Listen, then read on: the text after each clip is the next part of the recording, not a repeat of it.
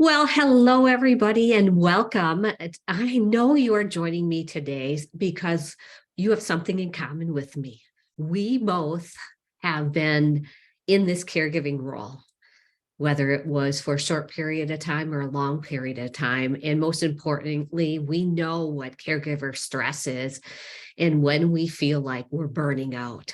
In today's workshop, I want to share my caregiver journey with you. The point where I hit rock bottom, and you'll hear my car story and my catalyst, and how I moved into figuring out ways to shift and how I got out of that. It wasn't a quick fix. It wasn't something that it wasn't a magical pill, but it was over time I was able to shift so I could find more joy and less stress in my caregiving journey. Are you ready to get started and really talk about saying goodbye to caregiver burnout? Yeah, I am. Okay. Let's see here once. Oops, I got somebody joining me quick here once.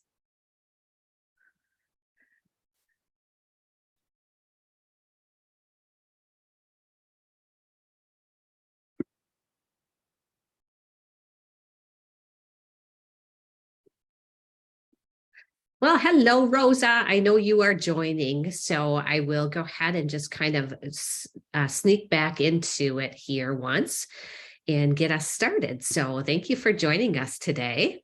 My name is Kathy Van Hoovel, and welcome to the workshop called Goodbye Caregiver Burnout. I know you and I have something in common. I know you do. We're both caregivers, right? And we have experienced caregiver stress. And most importantly, we are probably experiencing or seeing hints of that caregiver burnout. In this workshop today, I'm going to share what I feel like is my rock bottom moment. Let me see. Rosa's having some problems, so I'm trying to get Rosa in here today. When I hit rock bottom and how I moved out of that caregiver burnout rock bottom and shifted my way of really thinking and shifted my way of doing things. It wasn't that get quick fix thing. It took a lot of work. It took a lot of work. And so I'm just kind of watching Rosa here, and it looks like she's hopefully going to be able to join us. You know how modern technology is. So are you ready to begin the workshop called Goodbye Caregiver Burnout? Hi, Rosa. Welcome. I sure am. So let's go ahead and move forward here. And I'm just playing with my technology too, Rosa, and it's kind of been wonky a little bit too. It all started for me in 2017. My dad was diagnosed with pancreatic cancer. 2 weeks later, my spouse was diagnosed with pancreatic cancer. Little did I know my car would be my catalyst. It would be the thing that I came to when I had to cry, when I was emotionally broke down. It was the place where I drove my loved ones to appointments, their biopsies, ran errands, and it became the point where I used it as my quiet place. My dad lived 150 miles from my house, so when my husband Dennis was feeling okay and he was all settled, I would drive the long drive back. Let me just mute you, Rosa, here once. There we go. Oops. There we go. There we go. And I found myself in my car. It was my emotional space. And as I go through the program today, I'll share a little bit more about that car situation. Oops. Well, you're here today because your loved one is sick or injured. You never, ever thought you would be in this situation, right? You're dealing with cancer, maybe a cancer diagnosis or a kidney disease or dementia or whatever situation you're going through. You never thought you would be going through this. You're probably feeling sad or frustrated or lonely, You may even feel angry and resentful. I've been there. I know what it feels like. That's for sure. And at the end of the day, you feel that way. I know for me, I tried many things. It's kind of like a dieter trying all these quick fix things, and they still don't work. Go for a walk, take a bath, uh, uh, go get a pedicure, talk to your family or friends. We've all been there and done things like that, and it still doesn't work. You may even ask yourself, why is this happening to me? Will things ever change? I get it. As I share my story with you, you'll be able to hear Rosa and the rest of you, these nuggets that I gained out of frustration, and then I figured out a way to shift. My little disclaimer though is there's never ever, or there's not a secret potion or a magic pill to go ahead and do that. We all know it's difficult, and we have to just keep trying things that work for us. Let me see here once. My technology is like acting up a little bit, but I'm working through it. So let's first of all start out by talking about what burnout really feels like. Caregiver burnout is truly a diagnosis that people have. It's a state of emotional or physical exhaustion caused by prolonged periods of stress and frustration. And I'm going to bring up the chat. So if anybody wants to go ahead and jump into the chat here once, I'm trying to open it. There we go. If I can find it here. Definitely tell me in the chat how long you've been a caregiver. I would love to hear that from you. Okay. In this meeting today, or this training today, I want to share how I reduced my stress and burnout. I'm never going to be able to say, how did I get rid of it? Or how do you go ahead and completely reduce it? You can release it and you can bring it down. The big thing that we don't want to get to is stress turns to burnout, and then burnout turns to compassion fatigue. And that's the worst case scenario. And so I'm going to help you with the 3 shifts that I've tried that I feel are foolproof. And I want to move you to some joy and gratitude without feeling guilty when it comes to the stress and burnout. I'm going to use some fictitious characters. I just think it's kind of fun to kind of talk about it. And I had fun last night when I was doing this. I actually created a fictitious character, and I kind of related them to clients that I've worked with and me, and made these kind of there. I call this her frustrated Franny. And so if you have somebody you know who's Franny, just don't take it seriously. She's a primary caregiver for her dad. She loves him, but taking care of him day in and day out is just wearing on her. She is trying to juggle her job, her family, and her dad at the same time. I think you can relate. She feels good some days, but on other days, she doesn't want to do anything anymore. She wants everything to just be gone. She barely recognizes herself on those hard days. She has lost it, meaning that she's just blew up when it came to talking to her dad, because she's trying to work her job. She's trying to take care of her family, and she's trying to caregive at the same time. Anger is becoming a normal part of her day. Her patience is running thin, getting her dad dressed, making him meals, and waiting for him at doctor's appointment. And then on top of it, her dad is refusing to use his walker, and he's fallen twice already in the last month. Last night, she lost her temper because dad wouldn't listen. She feels like she's failing at everything. She's late for work, missing her children's events, showing up late, and feels like she is just in this downward spiral. And then Franny used to be this healthy, health conscious person where she walked in, she did yoga, and she drank her water, and she even had game nights assigned for her family and friends. All of this stopped when dad's condition started getting worse. She isn't eating healthy. As a matter of fact, she just grabs salty, sugary foods. She drinks too much caffeine, and just wants to crash at the end of the day with a glass of wine and hope that the world would just go away. I think about the songs that I can think of, just make the world go away. I mean, it's an oldie song. Here's another person, exhausted Ellie. Oh my gosh, I can truly relate. Some days just want to hold my head on the hand on my head and just crash on the couch. Her spouse is fighting cancer for a couple of years now, and she's a business owner. She actually runs a coffee shop, and she's trying to keep that afloat during these tough times because her spouse isn't able to work. She gets up at 4:30 in the morning to open her coffee shop. And then once she gets a full staff, usually by 8 o'clock, she can leave for a little bit of time so that she could go ahead and take care of her spouse. And then it's right back to, whoops, sorry about that. It's right back to taking care of her coffee shop.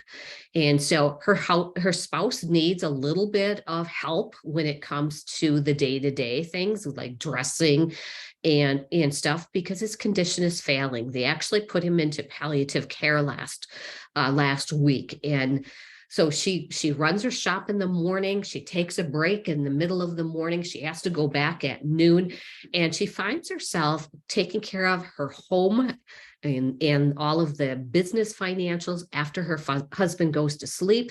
And she's lucky if she gets to bed before midnight. So she's feeling just exhausted. And then we have lonely Lucy. She is, she before caregiving, she had the perfect life. She just got her promotion to the job that she's been shooting for. She just celebrated her 20th wedding anniversary, and her youngest child just graduated college. Until her spouse was seriously ill, she would go ahead and travel on business, go out for lunch with the girls, and she had many hobbies. And then her husband got seriously injured at work, and he spent weeks in the hospital. Unfortunately, he lost his leg. So that put a lot of pressure on Lucy because she had to go ahead and limit her travel. She had to limit her hours. She had to work out how she was going to care for her spouse. And as a matter of fact, his mood and his frustration of having to learn how to walk with an artificial leg has impacted him. And she feels so lonely. She feels like they used to go out for dinner together. They had friends that they would go out with. They planned trips. All of that has stopped. And so her social interaction has just taken a plunge for her. So which one of these are you? And Rosa, I am having a hard time. Let me see if I can see it behind the scenes, seeing your chat. And so if you wouldn't mind, I'm going to hit you off of mute once here, because I think it's just you and I right now. I had two other gals that tried to make it. Let me see if I can see the chat. Nope. Yeah, which one are you? Which one do you think is you? Are you Franny, or are you Ellie, or Lucy? Yeah, combination.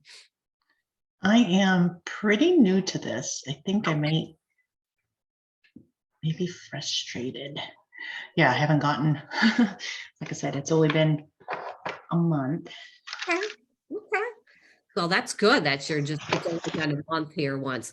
I felt like after I was in like 3 months into my caregiving routine, I started feeling the exhaustion right away.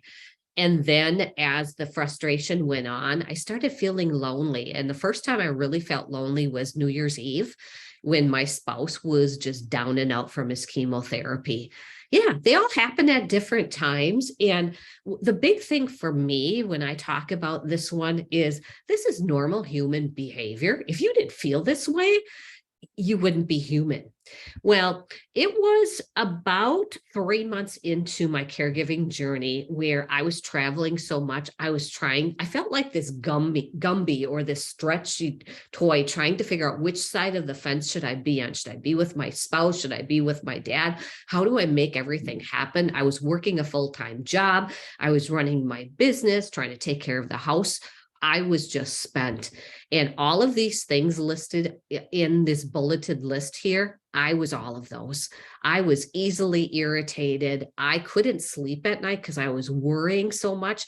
That's usually one of the first stages of caregiving is we constantly worry. We think about what's going to happen in the future.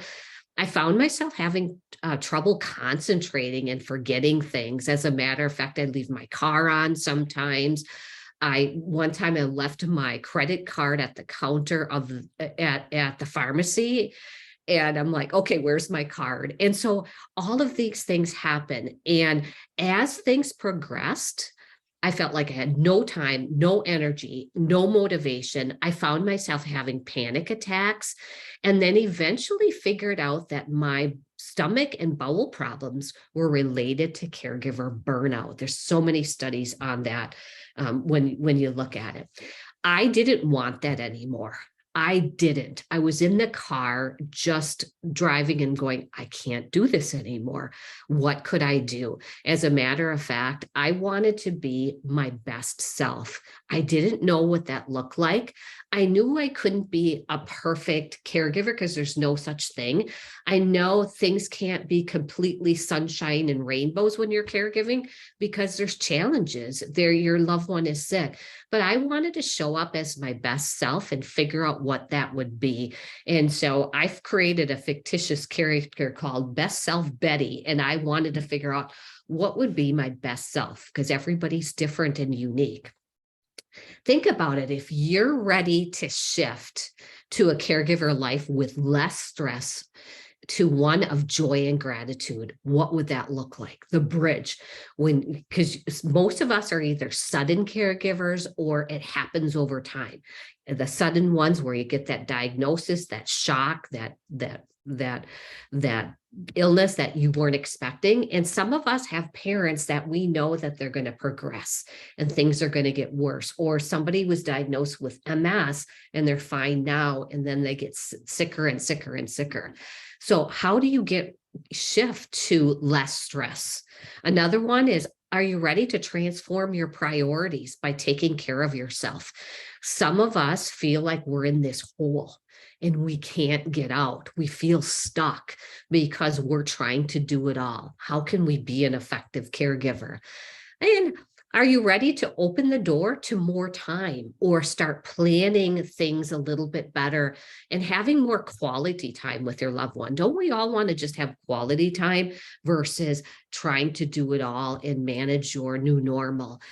Let's say goodbye to feeling stretched and fatigued, or at least I wanted to when it came to those dark days that I was having. So we talked about some of the things when it comes to stress and overwhelm already, but I want to talk about the 3 shifts that can change your caregiver life. There's probably a dozen that could change. And if you're listening to it on the recording or anybody else is listening to this, you can go ahead and come up with multiple shifts. These are the 3 shifts, though, that have worked for me now in my 5.5 years of dealing with caregiving. And we're going to talk about how to take action and prioritize which shifts do you want to do, because you can't do them all. It's kind of like going to the gym and you want to have these big biceps. You want to be strong. Well, okay, you go to the gym on your first day and you walk out and you're like, well, where are they? No, they're never going to happen that way. It's going to have to take time to go ahead and get that to work. So let me tell you a little bit about my story here. Once on Labor Day weekend, I got a call from my mom, and my mom's on the left-hand side of the picture, and my dad's CAT scan did not look right. The doctor immediately knew something was wrong. By the Tuesday after Labor Day weekend, he was having a biopsy, and within hours after that, the doctor came out and told us that he had stage 4 pancreatic cancer with 2 to 11 months to live. And so he chose to go ahead and take chemotherapy, and he wanted as much time as he possibly can with my mom. My mom and dad were married 57 years during that, at the time that picture was taken. Well, 2 weeks later, my spouse came And I was traveling back and forth trying to take care of my parents and attending chemotherapy treatments and so on. 2 weeks later, my spouse came to me and said, something's not right. We were in the doctor's office. Immediately, we were transferred over to the oncology department. He had stage 4 non-Hodgkin's lymphoma, the one that has no cure, but we can go ahead and put it into remission. So at one point in my life, both of my favorite men in my life were having chemotherapy in the same room in different chairs. Talk about bizarre. My spouse went into remission. He had cancer. He still has cancer. He's had it for now 5.5 years. It comes and goes. But at that time, within, about 3 months, his cancer went into remission. Unfortunately, my dad lost his life. And it was about 8 months later, I got to spend the last 18 days together in his cabin up north with my dad. And then my mom I became a caregiver to my mom, grieving widow, good for 2 years. Then she developed lung cancer. And I just lost my mom on October 1st. And so this is the very first time I've never had to caregive for 2 people at one time. I feel like I'm cheating or something, but I'm so glad I've been there. The whole time, though, I felt all of these at one point or another, all of these: exhaustion, frustrated, lonely. I can peg them like there's no tomorrow. And my car has been my cushion. But as a result of figuring it out, and as a matter of fact, there was a point in those first initial 6 months where I could not get up and go to work. I just couldn't. I was so burnt out. I actually got dressed, was going to go to work. My husband was home in between his chemotherapy times, and I couldn't drive to work. I ended up driving to a park. Not bad, not a bad intention. I just needed to cry. I just needed to cry. I just needed to pound on that steering wheel. I just needed to figure it out. What could I do to be my best self, Betty? What could I do to change it? Well, through the shifts I'm going to share, I went on antidepressant medicine at that point. I went to see a doctor for help. I'm no longer on antidepressant medicine. I now have more energy. I have more positive days and bad days. There's still going to be bad days. I can work through my unhealthy thoughts and my unhealthy behaviors. I gained 30 pounds within the first year. And I now embrace my thoughts and feelings and can recognize my negative emotions and tell the ones that are not true. When you worry so much, I worry about the silliest things. And I'm like, why am I worrying about this? This isn't true yet, or it's not true, may not even happen. So I already talked about it. I've been in the caregiving space for 5+ years. My husband had a stem cell transplant at the beginning of this year. So far, things have been working really well. And so I feel like now is the time I can go ahead and start pushing my business a little bit more and helping more caregivers. I have a Caregiver Cup podcast. If you haven't found that, go out and just click on the Caregiver Cup podcast or search for it. I've done over 135 episodes, plus I've been guests on multiple episodes. And so I truly enjoy that. I've worked with many clients, and I've had over 250 connections through community and being part of communities like this, Facebook communities, coffee clutch communities, online communities for caregivers, trying to figure out how to go ahead and make things work for me, because I think that's the biggest thing that I've learned from this. So all of the information you're going to hear from me is my firsthand experience from myself, caregiving, and helping others.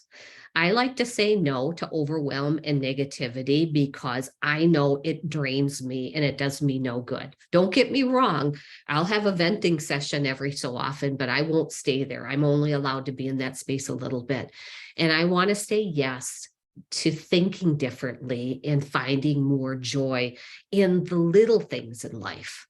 So I want you to imagine what it would feel like if you had less stress and guilt, less worry in your caregiving life. Imagine what it would be like if you had a place where you could go that was with like-minded people that you could go to when you felt stuck, when you felt frustrated, when you felt angry. Think about what it would be like if you embraced more joy and less gratitude. And I have to write it out every day because sometimes I forget about it.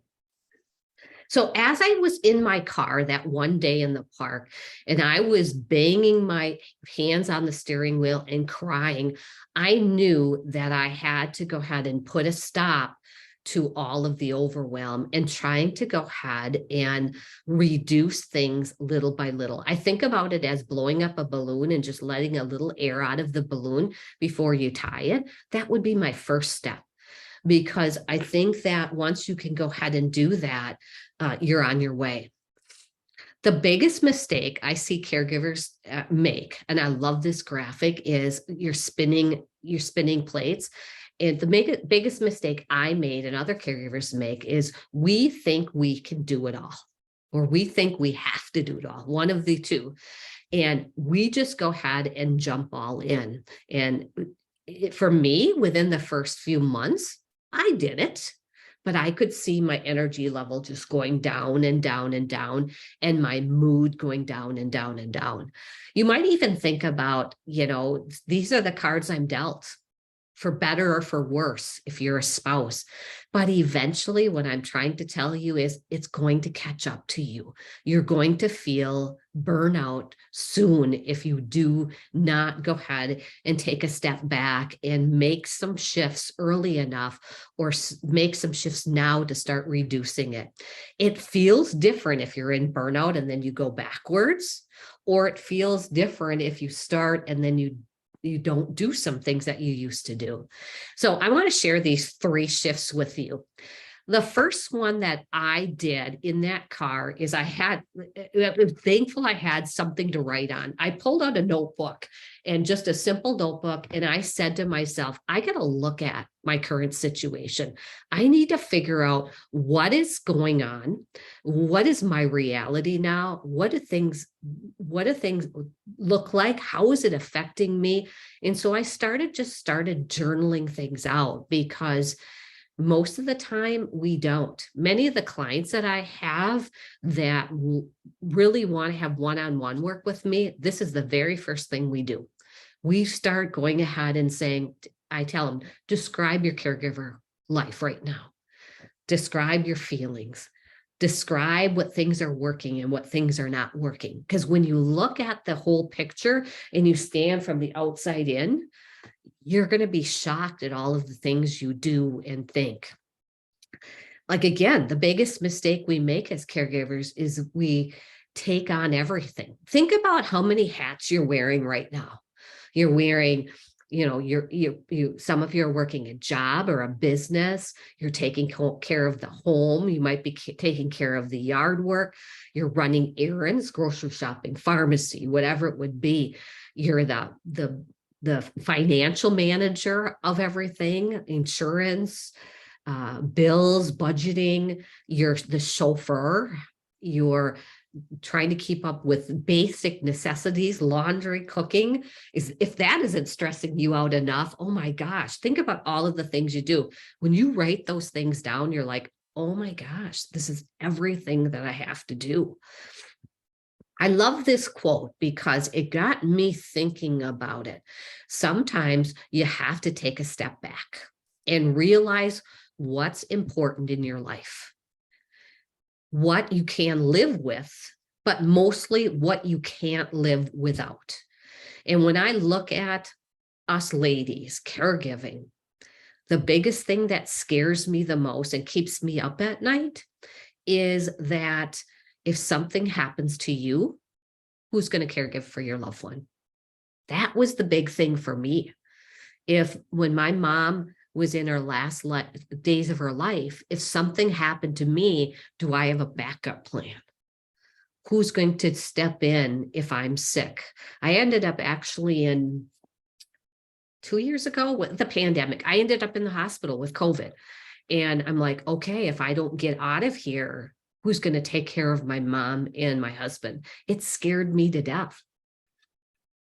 Is that a kitty or a doggy? I saw the tail. It must have been a cat. Very cute. I'm an animal lover, big time animal lover. Is that your cat? Puppy. Oh, puppy. Oh, yeah. I have 2 labs. Oh, is it he or she? So, He. oh my gosh, that's one of the healing pieces too, when it comes to having your fur babies. So this is just a quick pictorial about the reflection of this shift. If you want to make and start making a shift, think about your current state, but also think about what you can do and what you can't do. Maybe your religion doesn't allow you to have hire a caregiver. Maybe, I don't know, maybe, but what else can you do? Or is there something that you can go ahead and do to make your life easier? I do a whole bunch of podcast episodes on this, online grocery shopping, and just pick it up. Might save you 45 minutes, whatever it would be. You want to work through those situations. So that's my first shift. My second shift is all to do with the mind, and gratitude has worked for me. And it has just worked. It doesn't have to be journaling all the time, because that's right away what people think of. But being and training your brain when it comes to gratitude. There are so many studies about gratitude. You might be thinking, when do I have time to go ahead and really journal gratitude? Or when do I have time? But once you can incorporate a gratitude practice into your day, it might be just a thought. It might be reading a calendar that has a gratitude quote on it. As a matter of fact, I gratitude every single day, but I only do 5 things that I'm thankful for. I think I'm on my 19th journal in 5.5 years. And you know what? You can take these little things anywhere with you. And it might be something as silly as the cashier smiled at me today, and that's the only good thing that happened to me today. Or it might be your puppy jumping on your lap and giving you a kiss. In hard times, you want to gratitude even more. But when things are good, you kind of get off the bandwagon. And those are the times that you want to gratitude and really do it. Gratitude practices lower your stress. They help you be more resilient. They encourage healthy behaviors. It makes you happy. What the biggest thing though is it trains your brain to look for the things that you're grateful for. Because when we're caregivers, all we see is negative. All we see is the bad. All we see is the gloom and doom. But when you start looking at the positive things, it might be the nurse that showed you where the bathroom was, or the doctor that went ahead and put their hand on your loved one's shoulder and told them, you got this. Whatever it would be, those are the little things that you can go ahead and say, I'm grateful for it. Like I said, it doesn't have to be a notebook. Maybe it's meditation. Maybe it's prayer. Maybe I've had people do a gratitude jar, and they write a note in each time they put it in. And then when the jar is full, they start pulling them out and rereading them, whatever it would be. I've even told my mom, who was sick, why don't you start writing just a gratitude note to yourself every day, or say your prayers and say what you're grateful for. So those are some things. How would you start your day? I'm going to share just a quick story with you. One gal that I'm in a group with, she is a quilter, and she's going through some rough time. And she found quilting to be her gratitude practice, because when she quilts, she can slowly think. And she focuses on all of the good things as she quilts and sews and makes her quilts as well. So those are great things. Here's another one of my clients, and this is Jan. She says, I keep a blessings journal which documents good happenings in our life. I can look back on these blessings and reread them on my low days. So those are just things that help. I have a calendar behind me that is a gratitude flip over calendar. I just look at the calendar each day, somewhere in the day, and just read it to help me. Okay, the final shift that I have is I found community. And this one is the one that's really helped me feel grounded. You can go to family and friends and they can help you and they can listen, but no one understands caregiving like fellow caregivers. They're the ones who actually get it. And I was leery about that at first because I am truly an introvert and I don't feel comfortable sometimes meeting up with people. And so I found community in Facebooks and online that have helped me more. I can sit back on the days that I don't feel like talking and just listen. And I can bring things up when I'm having struggling times. And so I've been in communities and different communities off and on now for 4 years. But a lot of people dismiss it because they don't have time, or they're an introvert, or I'll figure it out. And I got a good support system with my family and friends, but there's something magical about having a group. And one of the things that I bring up here is caregiver isolation and loneliness is a major issue with caregivers. As a result, they have serious implications on their mental and physical health. There was a study done in 2021, all the whole year by a national library, Library of Medicine, and they surveyed and they studied a group of caregivers for the entire year. And 83% of them reported an increase in stress, and 77% of them felt lonely. And it just proves it could be something as simple as not being in the same life anymore. You don't have those conversations at the table, or you don't have a companion when you go out for dinner, or whatever it would be, because your loved one is sick. They don't want to spend as much time with you, or your life has changed now and you can't go to work, whatever it would be. There are so many benefits when it comes to community, but I listed 5 here that I think are the most important. It gives you a sense of comfort and just support with people that understand you. The experience and the emotions are similar. We're sharing different stories, but you're going to hear people talking about it and you're like, I feel that way too. But I never had the guts to say it to anybody. And you just have that.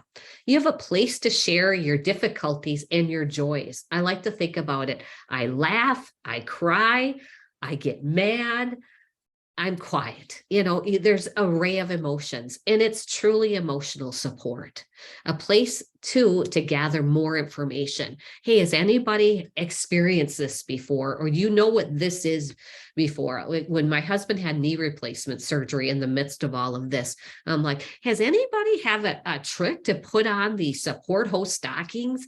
Because when I'm on my knees trying to pull up those support hole stockings, I am sweating like a trooper and I can't get them up. It seems so sassy, but it was. And I found help. People shared different things with me, and it was wonderful. Lisa is one person that has been in my caregiver circle for quite some time. And she says, as a caregiver, it's not always easy to find people that can relate on your level. This is what I appreciated so much about this group. We can be real and honest about our situations while we're able to vent to each other. It's just nice to get helpful feedbacks and reminders that we're human and doing our best. And also making friends is another great way, because then we can understand our roles. There's just something magical about it. And when you're in these caregiver communities, when you are working on gratitude, when you are going ahead and trying to assess yourself, these are the shifts that you can make to be your better self. Now, don't get me wrong. There are more things that you can do to be your best self, but you have to figure out, what do I want my caregiver role to be like? It's kind of like maybe you just got a new job as a bookkeeper. And so you have to figure out, how do I be my best self as a bookkeeper? That's the same way when it comes to caregiving. How can I be my best self? Because you have to figure out, your priority is your loved one, but your other priority is you. And so you have to go ahead and keep both of them healthy. And so how do I do that? And through these 3 shifts, I've been able to go ahead and find a better Kathy for myself, a better self Betty. Just a stat here once. Are you ready to say goodbye to stress and make some shifts in your life? Maybe these 3 are the ones that will work for you, because there's 53 million of us across the US. 40% of us are feeling emotional stress. 40% of us experience depression. 20% of us feel physical strain from caregiving, the lifting, the running errands, whatever it would be. And 20% of us feel the financial strain of that. And so I know I'm having a hard time with the comments, Rosa, but I know that you probably are feeling some of those as well. Or maybe this is a good thing to have in your back pocket, because that's bound to happen. And when that stress starts coming in, that you can count on different emotional and feelings to pop up when it comes to that. Okay, oops. So if you had less stress in your caregiver life, I want you to just imagine what it would feel like. What it would feel like. I sat there in that car that day and said, if I could reduce my stress, because my stress eventually turned into panic attacks, turned into a diagnosis of depression and anxiety, put me on antidepressant pills. I started eating crappy and just not taking care of myself. And I think about it now is, I can go ahead and have more energy. I can go ahead and say, does this really have to be done? Is there something else I can do to make it easier for me? It just gave me a different perspective. But I know if you are what you're thinking, I love these tips today, and I might go back and implement one. But those spinning plates are all going to be there. I could do gratitude and everything continues to spin.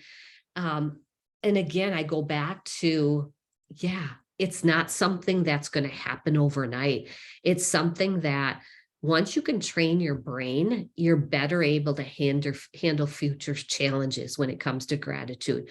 Once you find a community, then you're going to be able to go ahead and bounce ideas off of it. It's kind of like setting that foundation.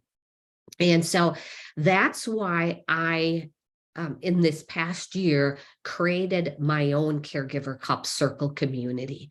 It's an online community where women caregivers gather twice a month together in a safe Zoom meeting that I facilitate. We share our feelings and our struggles and our challenges. We have conversations about what would it look like? What can we do? We can't solve it all, but we can go ahead and offer support and just help that person through that tough time. And the Caregiver Cup Circle makes the journey of caregiving less isolating. I've had people in my Caregiver Cup Circle that haven't left the house in 2 weeks. And the only person that they've had conversations with is their loved one. I have people from the opposite spectrum that they're running themselves ragged. And by being able to sit down for an hour in those one meeting that month, that was the only time they gave to themselves. And we can band together and help each other through those emotional and challenging times. And you're not alone. Now, Paula was another person, and Paula is from Israel here. And so she's comes on to the Caregiver Cup Circle with a whole different perspective, which I love. I came away with a much more positive feeling about my situation, and I found I'm not doing as badly as I thought I was. We're always so hard on ourselves. I talked to such kind, loving women as yourself. Thanks. And that's my first gratitude, which at that day I challenged them to all document and put in our group 5 things that they were grateful for and bring it to the next session. So she was saying that's the first things she is grateful for. Lisa again here said, thank you for reminding me that I am doing my best and also doing a great job. It's easy to lose or get lost in our journey. The reminders to take time for herself, or she said for me, is appreciated and needed. And as a group, when you hear somebody tell you, don't forget to take care of yourself, if somebody outside of caregiving says that to me, if you don't know me, I'm feisty, a little bit feisty. And I'm like, yeah, right. How in the world am I going to take care of myself, knowing this situation? But when it comes from another caregiver who understands, and we tell the Lisa of the world, hey, you need to figure out just a little bit of time every day. You're burning out, my friend. And that advice sinks home a lot. So Rose, I'm just going to share my membership with you. It's not a push sell, but I just want to offer it. This is my gift that I want to give to the world with a minimal cost here. I have a monthly membership, and we get together twice per month for an hour on each of those sessions, and we do it via Zoom. I also have a private Facebook community with that circle. So once they get off the call, they can go ahead and have that. I send this group a monthly newsletter. And I also now, just starting this coming month, I'm going to also give a monthly workshop. And my workshops might be on, journaling, or it might be on eating healthy. It might be on being a caregiver advocate and how to do that. And so we meet 2 times per month, 1 hour each. It gives everybody a place to connect anytime. And really, you can read the rest. It's valued at $199, and I wouldn't do that to anybody. But I also added a bonus, and I do mini motivations and tips now into this private Facebook groups as well. I pop on and throw in a quote or post something, share an insight, go live on a new book that I was reading, because there's some really good caregiver books. And I'll go ahead and do like a little bit of a preview or a trailer, not an affiliate at all. And so it's an invitation to reach out for help and guidance. This Facebook group is. And I also always offer a money back guarantee. If you attend 2 meetings and engage in those meetings and you're just not satisfied, I just ask you to fill out a feedback form, and within 21 days, and I will gladly refund your money. It's not about that. I want to make sure it's a good fit for you. And my membership is $39 a month, not $199 a month.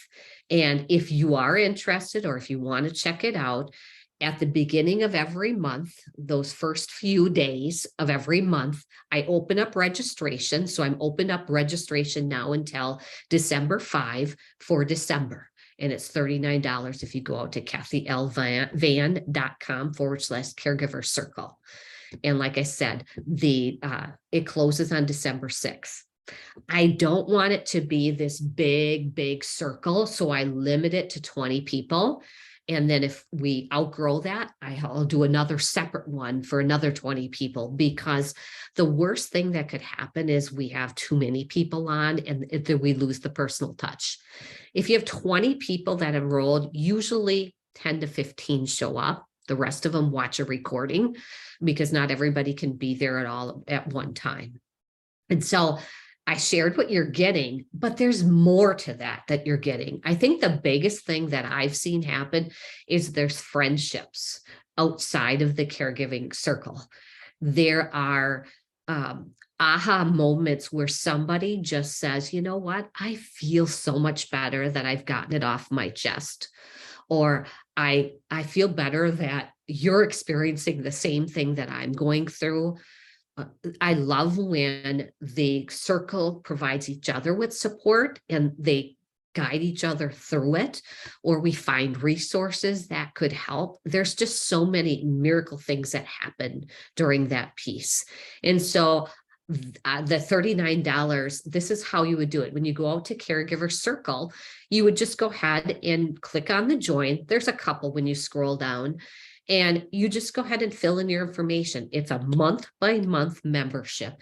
And so at one point, you don't want to go ahead and have it this month. You just wait for the next month. But just know that you just go ahead and join on a monthly membership. You would get a confirmation page and an email to say that you're involved. And then I go ahead and list out the logistics. Like for December now, we're doing it, we always do it the first Tuesday and I'm looking at my calendar, and the fourth Thursday, with the exception of December. Because of the holidays, I'm doing them just a little bit different, but they're always Tuesdays and Fridays.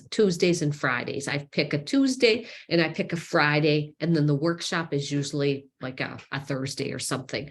But that would be the calendar. And if there were any issues before you signed up, all you have to do is drop me an email to say, hey, can you give me the dates and the times? I want to make sure that they fit for me. Because I know I can't please everybody, but I'm right now just going ahead and putting dates and times out there. Eventually, I'll have multiple ones as I grow my business. I also have a VIP monthly membership. There are some people that need more. They need extra support. They're in this caregiver burnout so thick, or they're starting out their caregiving journey and they just want to make sure they're doing it correctly. And so I have this, not everybody stays on this for multiple months. Usually I have people that'll stay on it for 2 or 3 months, and then they'll move over into the monthly membership. But in the VIP membership, in addition to what we normally get, you also get a 90 minutes of coaching with me a month. And those 90 minutes can be 1 hour and a half altogether. They can be 3 30-minute sessions. We talk about what that would be. And that helps that person go through their challenges, and we sort through, and I just go ahead and help them with specific needs. The assessment piece, what can we do? Where is your emotional state? Where do you want to go? I work one-on-one with that person. And something that's coming up in June of next year is I'm going to start doing twice a year, I'm going to start doing virtual conferences where women can come on and attend a virtual conference. It's kind of like going out into an auditorium and we all come together. I'm going to do them virtual for now, and the conference is going to be about 3 or 4 hours, and I'm going to bring in guest speakers. I'm going to bring in different people from a practice perspective. I already have a person that does meditation that's going to go through that practice and more. So I'm going to go ahead and do that. So if you're a VIP for me and you've been a VIP for me for a month, you would automatically get free registration. And I don't even know what that's going to be costed at. It'll be a couple $100s for sure, but I definitely would offer that for them for free. So there's 2 options for you to join. So to end today, I know we're at time. Why are you here today? I know you showed up today, even though you were incredibly busy for a specific reason. I know, Rosie, you're trying to figure out your new role. For others, you're trying to go ahead and figure out, how do I get out of this burnout, and how do I walk backwards and release it and get back? There is hope, and I want you to know that. You may feel stuck and you think that you think just when you think you have it figured out, some other challenge and emotion pushes forward and you're back into it. Just like my mom, just like my husband, who's now been in remission 4 times and has had cancer 4 times. He's had 2 different types of cancer. You're here maybe because you're exhausted, maybe even burnt out, and you're trying to do it all. You want to be able to spend more time and find more joy.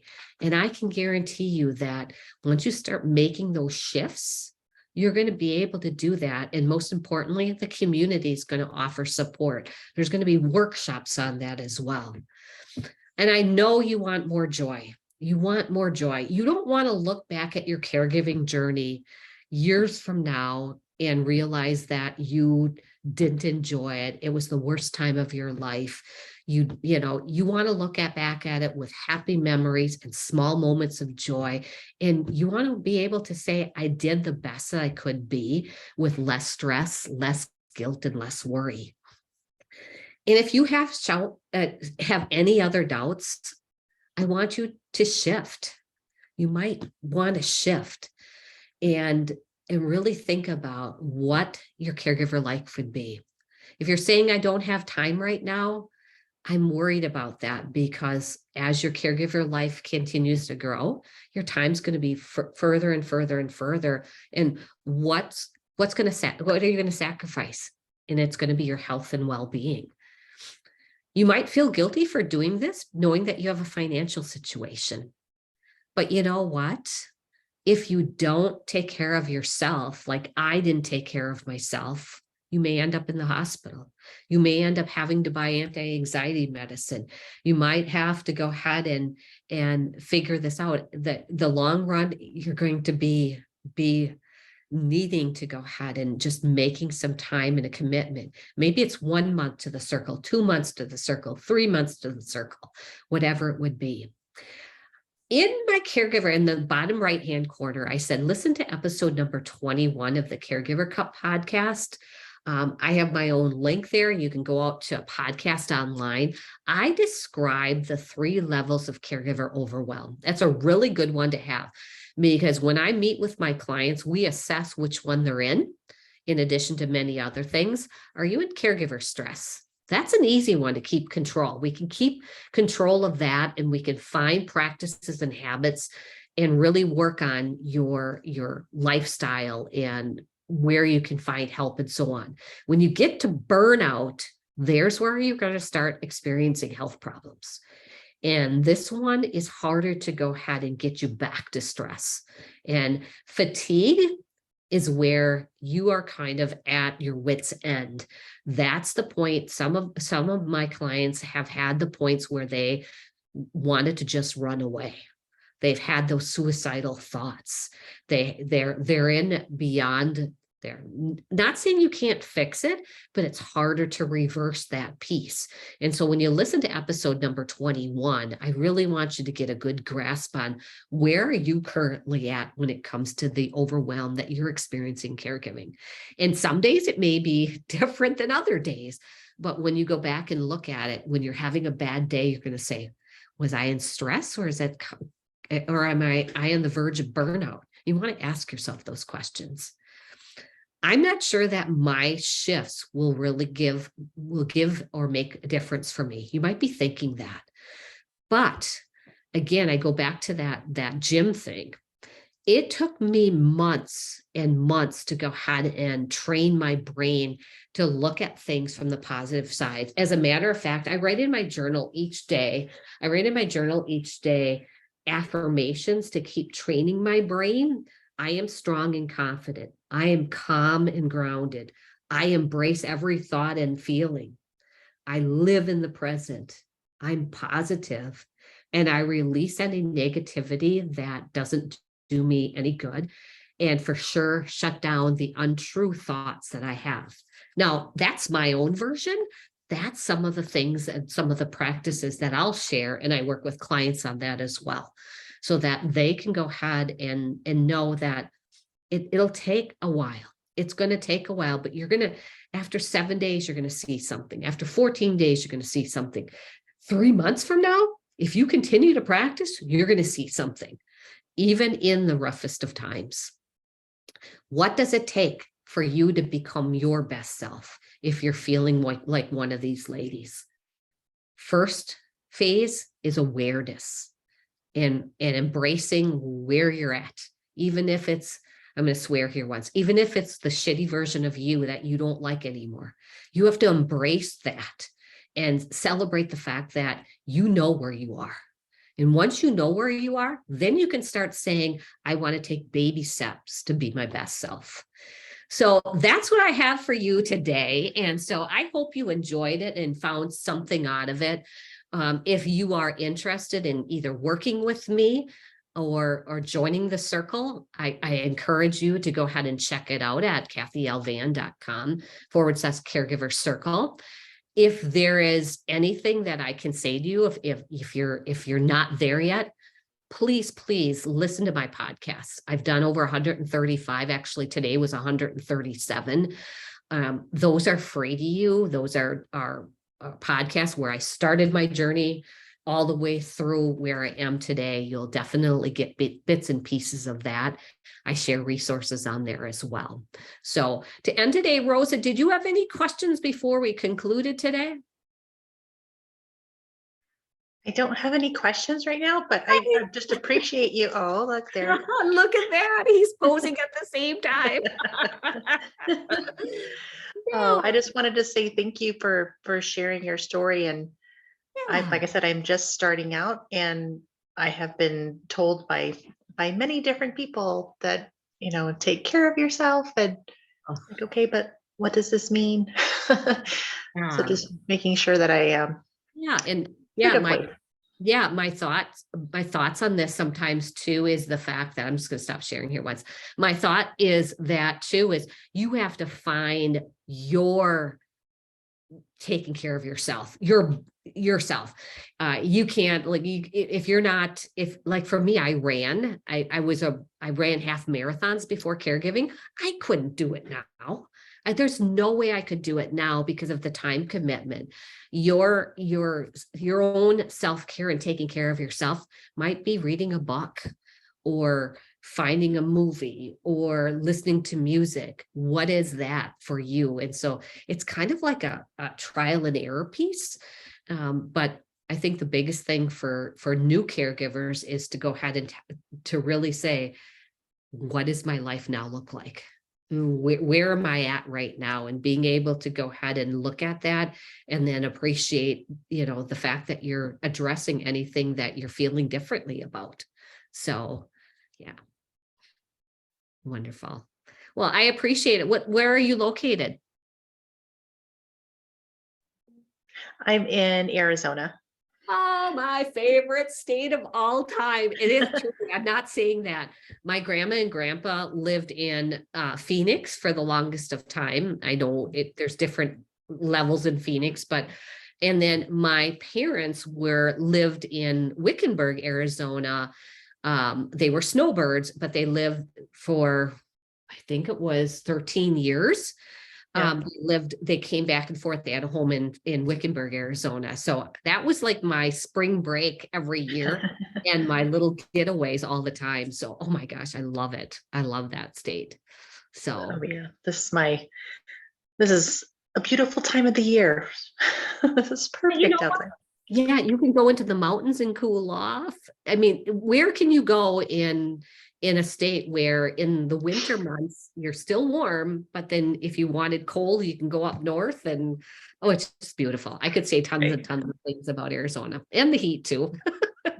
Yeah. Well, nice talking to you. I'll let you go, but thank you for attending. And if you have any questions, let me know, but I look forward to just keep connecting with you. Alrighty, great. Thank you so much. Have a great day. Bye-bye. Bye for now.